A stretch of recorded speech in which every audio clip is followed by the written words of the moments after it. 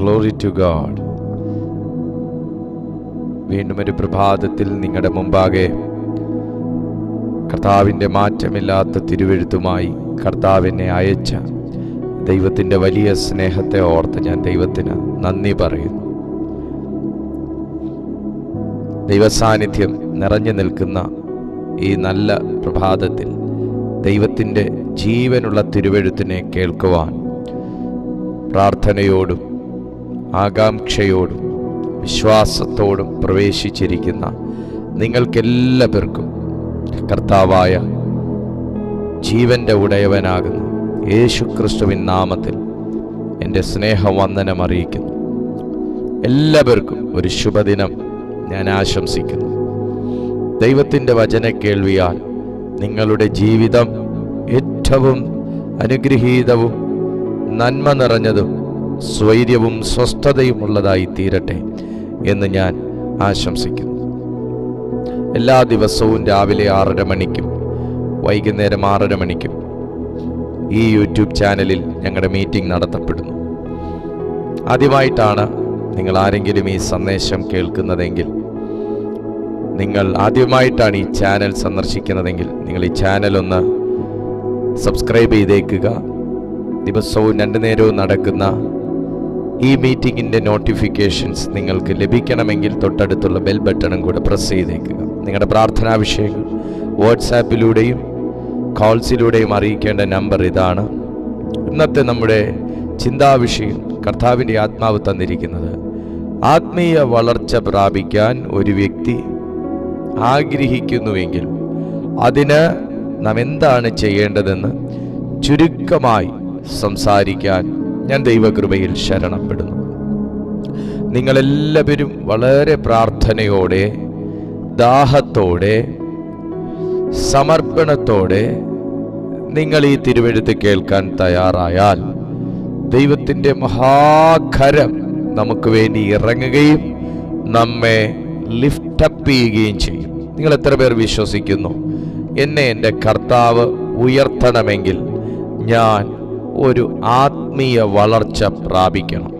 അതേ ദൈവമക്കളെ, എൻ്റെ ജീവിതത്തിൽ നിന്ന് ഞാൻ പഠിച്ചതും മനസ്സിലാക്കിയതും മനസ്സിലാക്കിക്കൊണ്ടിരിക്കുന്നതുമായ സത്യങ്ങളിലൊന്നാണ്, ഒരുവൻ ജീവിതത്തിൽ വളരണമെങ്കിൽ, ഒരുവൻ ജീവിതത്തിൽ ഉയർച്ച പ്രാപിക്കണമെങ്കിൽ, ഒരുവൻ്റെ ജീവിതം സ്വൈര്യവും സ്വസ്ഥതയും സമാധാനവും നിറഞ്ഞതാകണമെങ്കിൽ അവന് സമ്പത്തുണ്ടായാൽ പോരാ, അവൻ്റെ സമ്പദ്ഘടന വളർന്നാൽ പോരാ, അവൻ്റെ അസറ്റുകൾ വളർന്നാൽ പോരാ, അവൻ്റെ ബുദ്ധി വളർന്നാൽ പോരാ, അവൻ്റെ ബന്ധങ്ങൾ വളർന്നാൽ പോരാ, അവൻ ആത്മീയമായി വളരുക തന്നെ വേണം. ആത്മീയമായി വളർന്ന ഒരുവനാണ് ഞാൻ ഈ പറഞ്ഞ അസറ്റുകൾ ഉള്ളതെങ്കിൽ, ഞാൻ ഈ പറഞ്ഞ കാര്യങ്ങളുള്ളതെങ്കിൽ അവനുള്ളതിൽ അവൻ തൃപ്തനും അവനുള്ളത് ശാശ്വതവുമായിരിക്കും. അതായത് അവനുള്ളതിന്മേൽ ഒരു ദൈവിക സംരക്ഷണം ആ വ്യക്തിയുടെ ജീവിതത്തിൽ ഉണ്ടായിരിക്കുമെന്നുള്ളതാണ്.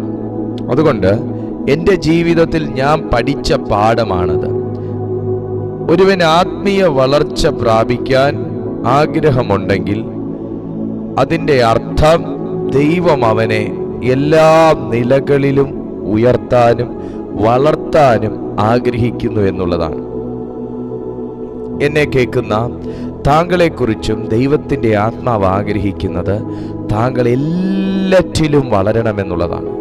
അതേ ദൈവമക്കളെ, ഈ ഭൂമിയിൽ ഒരുവൻ വളരുന്നതിൽ മറ്റൊരുവന് കണ്ണുകടിയും അസൂയയും എല്ലാം ഉള്ള ഈ കാലഘട്ടത്തിൽ പറയുന്ന ഞാനും കേൾക്കുന്ന താങ്കളും വളരണമെന്ന് ആഴമായി ആഗ്രഹിക്കുന്ന ഒരു ദൈവമുണ്ട്.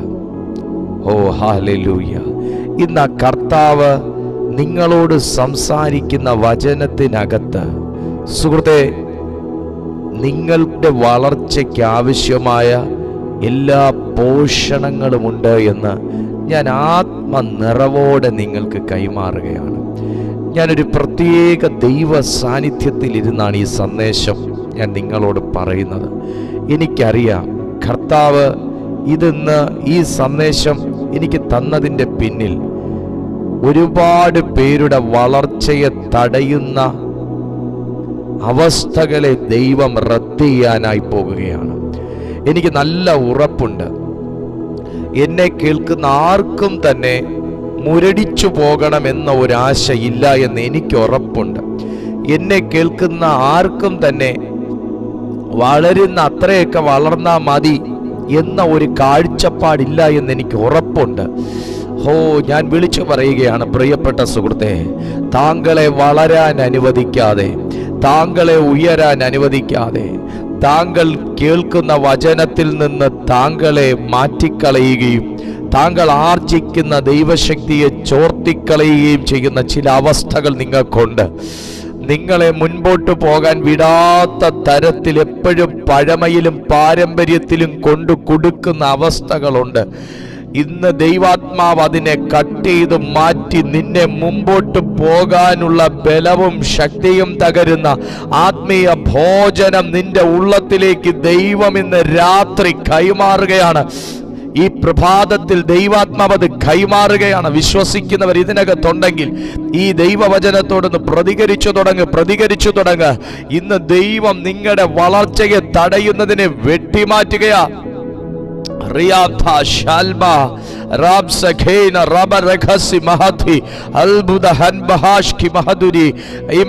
ദൈവത്തിന്റെ കരം ഇന്ന് പകലിൽ ചിലരെ ശക്തീകരിക്കാൻ ആഗ്രഹിക്കുകയാണ്.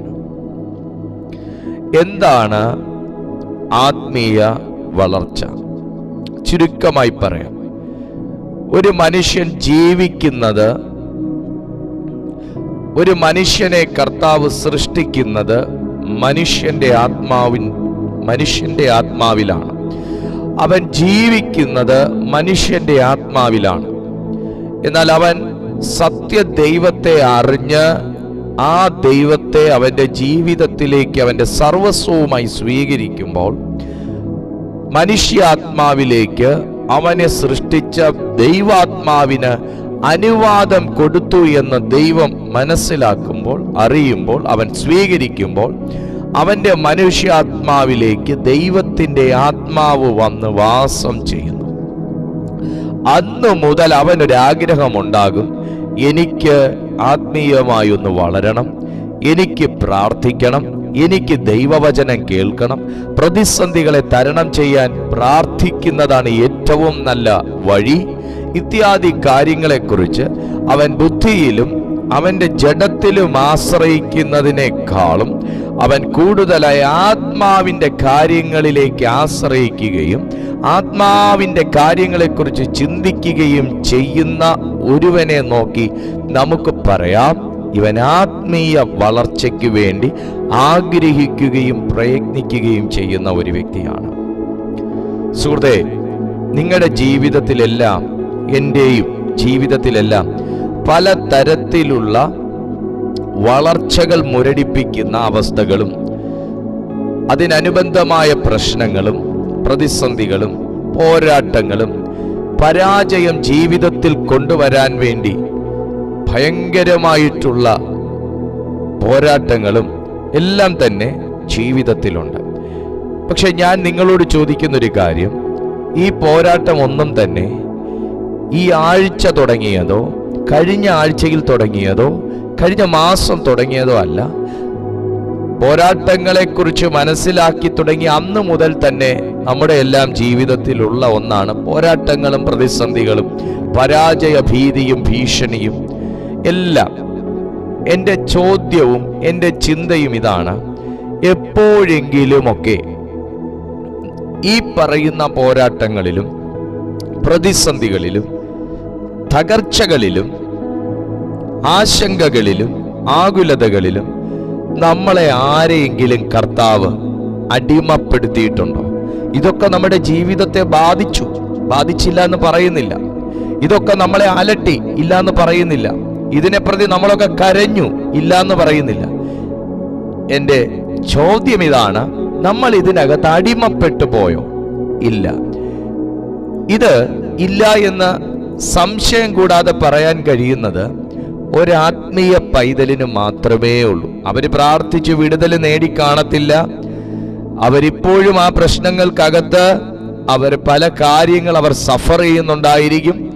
അവർ വിടുതൽ നേടിയില്ലെങ്കിലും അവരിപ്പോൾ അതിനകത്ത് സഫർ ചെയ്യുന്നു എങ്കിലും അവരതിനകത്ത് അടിമപ്പെടാതെ വണ്ണം ഓരോ ദിവസവും അവരെ ആ പ്രശ്നത്തിനകത്തുകൂടെ എങ്കിൽ പോലും പോക്കുവഴികൾ ഉണ്ടാക്കി മുൻപോട്ട് പോകാനുള്ള ശക്തി എന്തുകൊണ്ടാണ് ഈ പ്രതിസന്ധികളിൽ നിൽക്കുന്നവർക്ക് ഉണ്ടാകുന്നത് എന്ന് ചോദിച്ചാൽ, അവരുടെ ആശ്രയം ദൈവത്തിൻ്റെ ആത്മാവിലാണ്. ഞാൻ ചെറിയൊരു കാര്യമല്ല നിങ്ങളോട് പറഞ്ഞുകൊണ്ടിരിക്കുന്നത്. നിങ്ങൾക്ക് എത്ര പേർക്ക് ഞാൻ പറയുന്ന ആ ഒരു സീരിയസ്നെസ്സിൽ അത് മനസ്സിലാകുന്നു എന്ന് എനിക്കറിയില്ല. പക്ഷെ നിങ്ങൾ അത് നിങ്ങൾക്ക് പെട്ടെന്ന് ക്ലിക്ക് ആവണമെങ്കിൽ ഞാൻ ഇപ്പോൾ ഒരു ഉദാഹരണം പറഞ്ഞു തരാം. നമ്മളിൽ പലരും കടഭാരങ്ങളുള്ളവരാണ്. പക്ഷേ നമ്മൾ എങ്ങനെയൊക്കെയോ ഓരോ ദിവസവും ഓരോ മാസവും അതിനകത്തൂടെയൊക്കെ കർത്താവ് നടത്തുന്നു. പക്ഷെ ഇതുപോലെ കടഭാരമുള്ള, നമ്മളെപ്പോലെ തന്നെ തുല്യ കടഭാരമുള്ള, നമ്മുടെ അത്രയും പോലും കടഭാരമില്ലാത്ത പലരും ആത്മഹത്യ ചെയ്ത ഭൂമിയിലാണ് നമ്മൾ ജീവിക്കുന്നത്.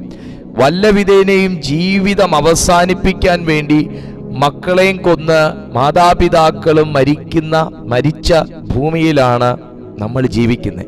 ഈ കഴിഞ്ഞ 2 ദിവസം മുന്നേ ഞാൻ അങ്ങനെ ഒരു ന്യൂസ് കേട്ടു.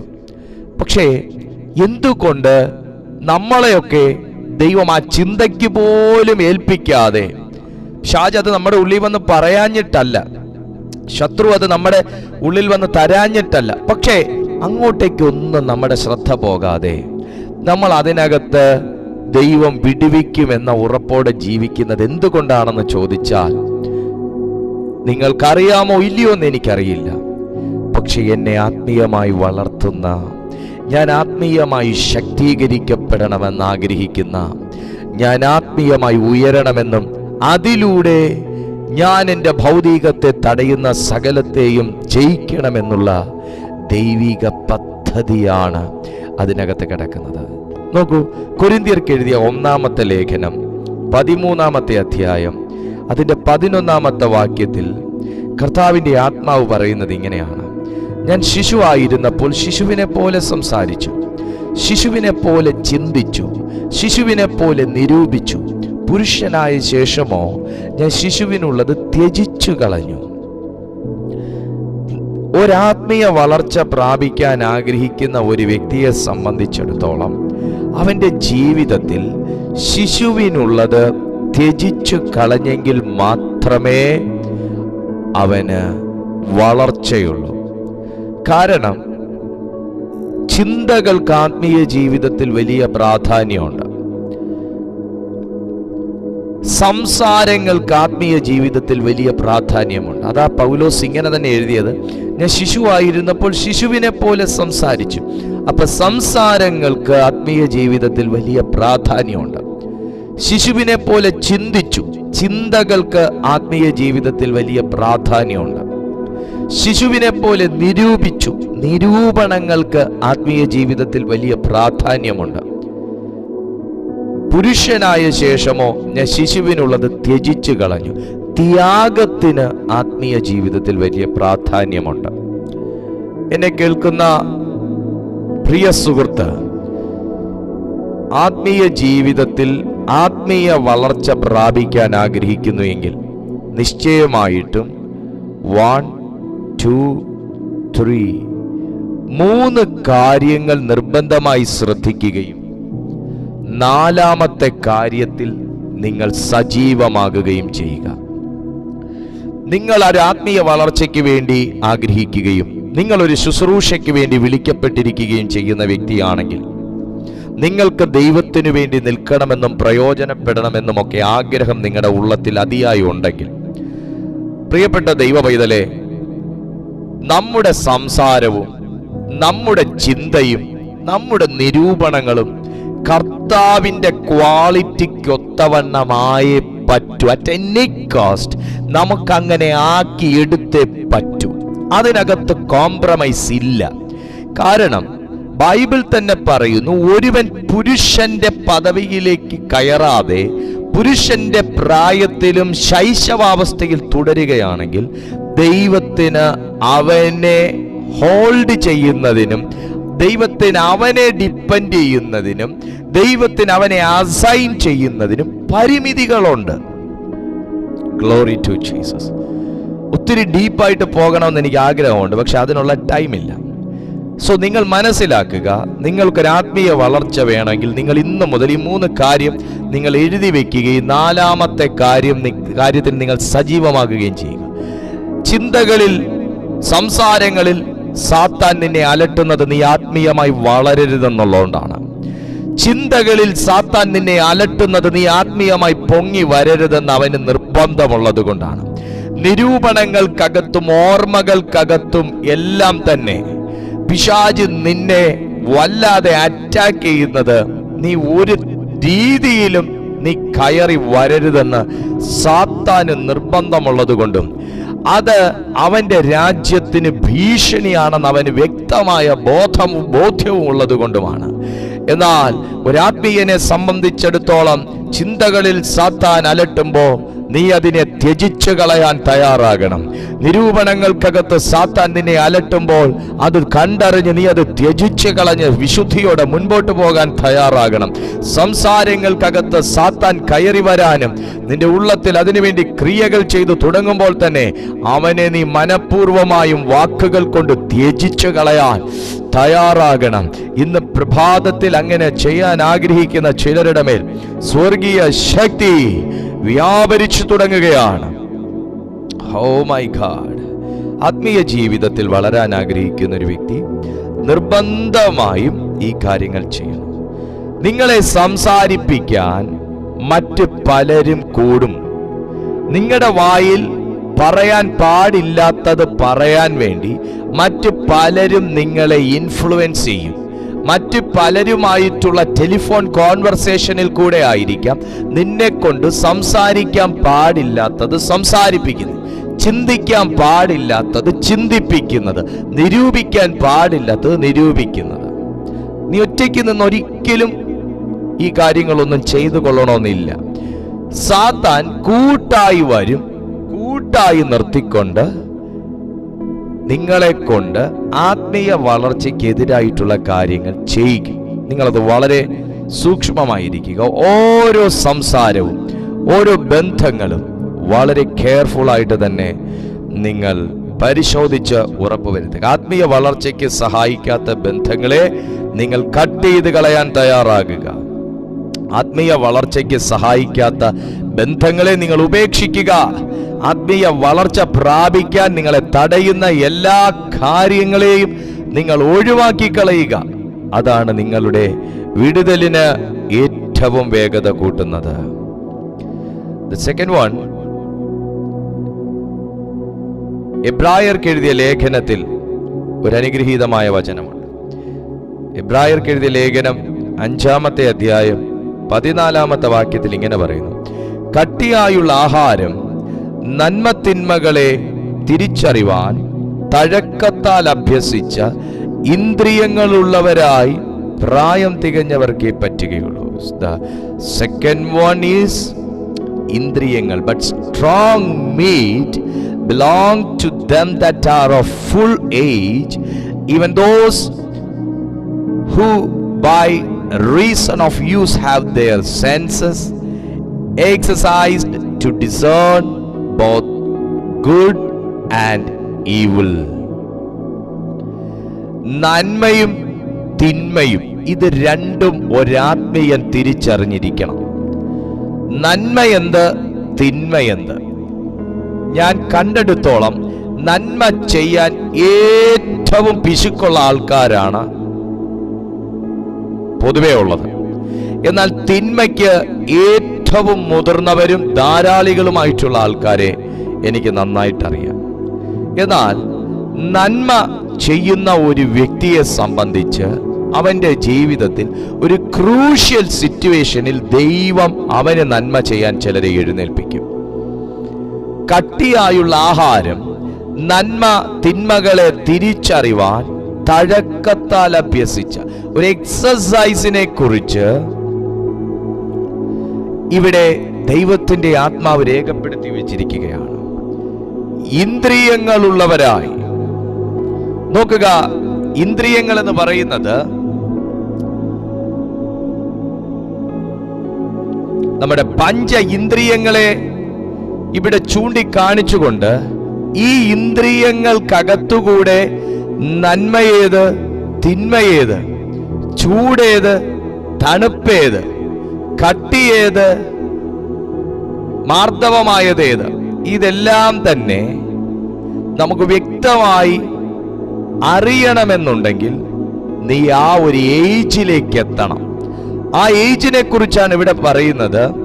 But strong meat belong to them that are of full age. ആത്മീയ ജീവിതത്തിൽ ഏജിങ് ഉണ്ട്. നമുക്കെല്ലാവർക്കും തന്നെ ഏജിങ് ഉള്ളതുപോലെ തന്നെ സ്പിരിച്വൽ ലൈഫിൽ ഏജിങ് ഉണ്ട്. ഇന്നും 40 വർഷമായവരും 4 വയസ്സിന്റെ ഏജിങ്ങിൽ പോകുന്നവരുണ്ട്. 4 വയസ്സായവരും 40 വർഷത്തിന്റെ ഏജിങ്ങിൽ പോകുന്നവരുണ്ട്.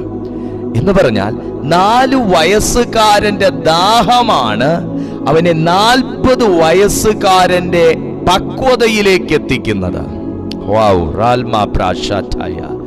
നമ്മളൊക്കെ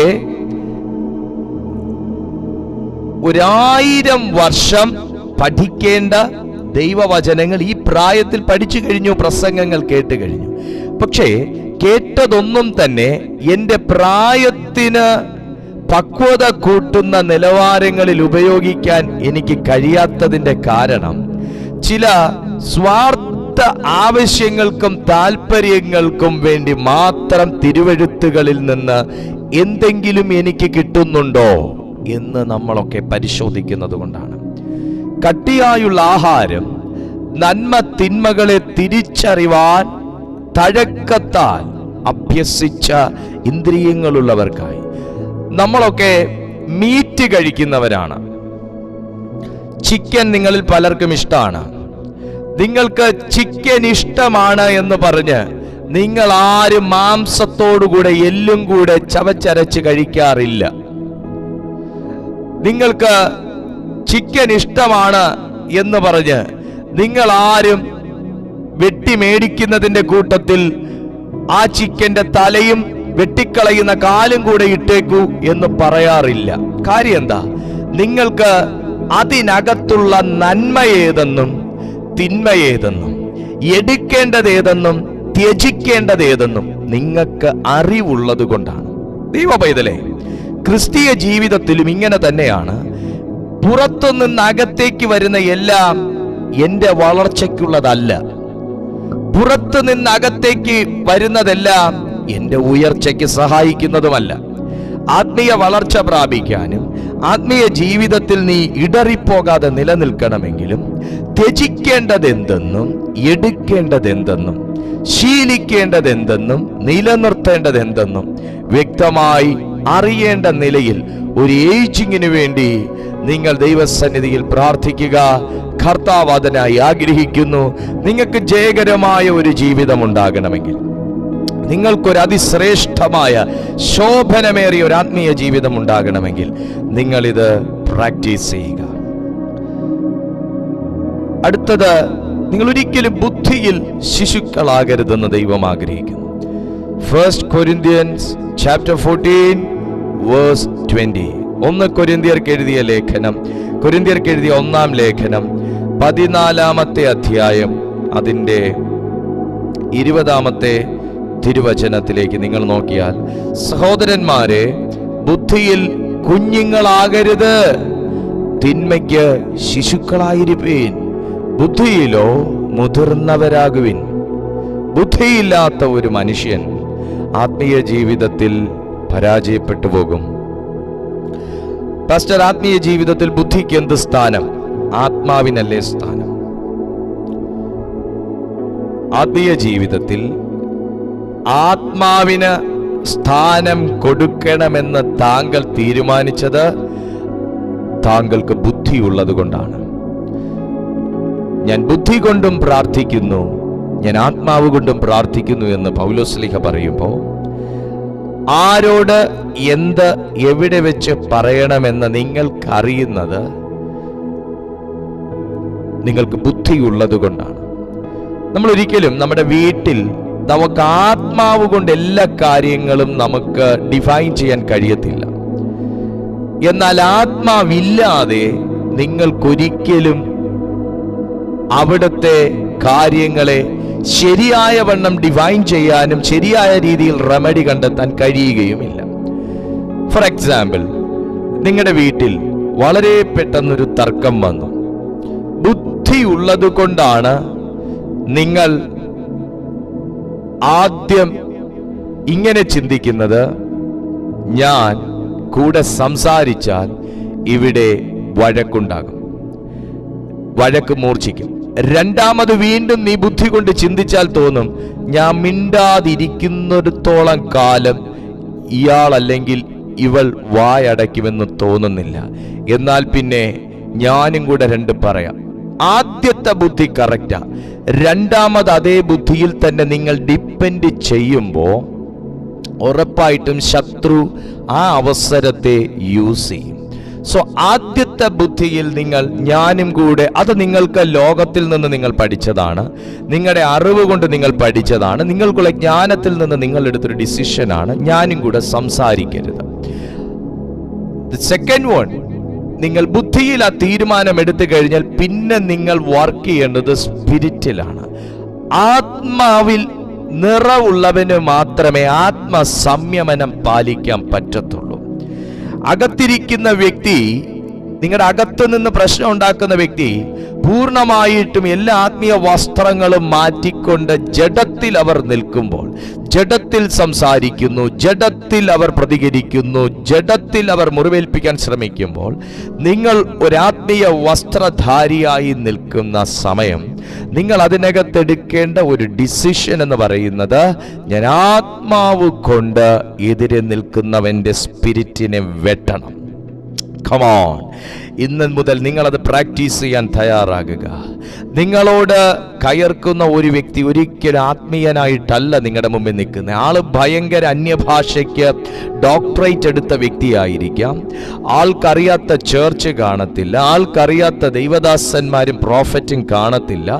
പക്ഷേ ഒരവസ്ഥ വന്നപ്പോൾ അവരെക്കാൾ മോശം നിലയിൽ പ്രതികരിക്കുന്ന ആൾക്കാരും ലോകത്ത് കാണത്തില്ല. എന്നാൽ താങ്കൾ അതിനൊത്തവണ്ണം മല്ല് പിടിക്കാൻ നിൽക്കുകയാണെങ്കിൽ അവരെ ഭരിക്കുന്ന ആത്മാവിൻ്റെ ഒരു ഇമ്പാർട്ടേഷൻ ആയിരിക്കും നിങ്ങളിലേക്ക് വരുന്നത്. സോ നിങ്ങൾ രണ്ടുപേരെയും ഒരു സ്പിരിറ്റ് നിയന്ത്രിക്കുകയും അതിനകത്ത് വമ്പൻ തകർച്ചകൾ കൊണ്ടുവരികയും ചെയ്യും. എന്നാൽ നിങ്ങളൊരു ആത്മീയ വളർച്ച പ്രാപിച്ച ഒരു വ്യക്തിയാണെങ്കിൽ നിങ്ങൾ ബുദ്ധിയിൽ ഒരു തീരുമാനമെടുത്തു, ഞാൻ സംസാരിക്കുകയില്ല. ആത്മാവ് കൊണ്ട് ആ തീരുമാനത്തെ നിങ്ങൾ ഉറപ്പിക്കാൻ തയ്യാറാകും.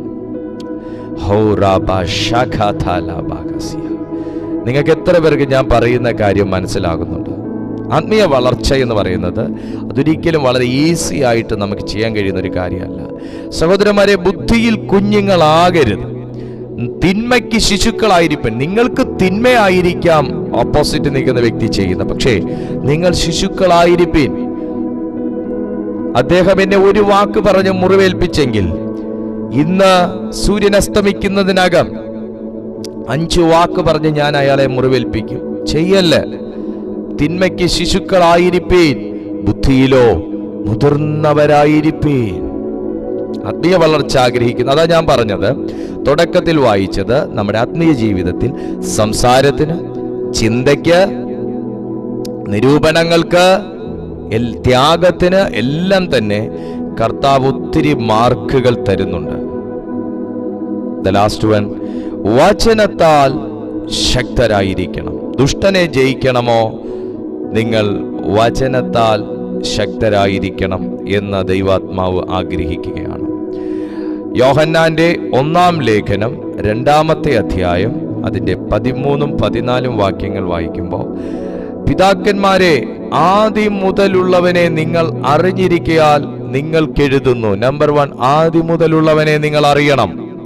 2, ബാല്യക്കാരെ, നിങ്ങൾ ദുഷ്ടനെ ജയിച്ചിരിക്കയാൽ നിങ്ങൾക്ക് എഴുതുന്നു. 2, ദുഷ്ടനെ ജയിക്കണം.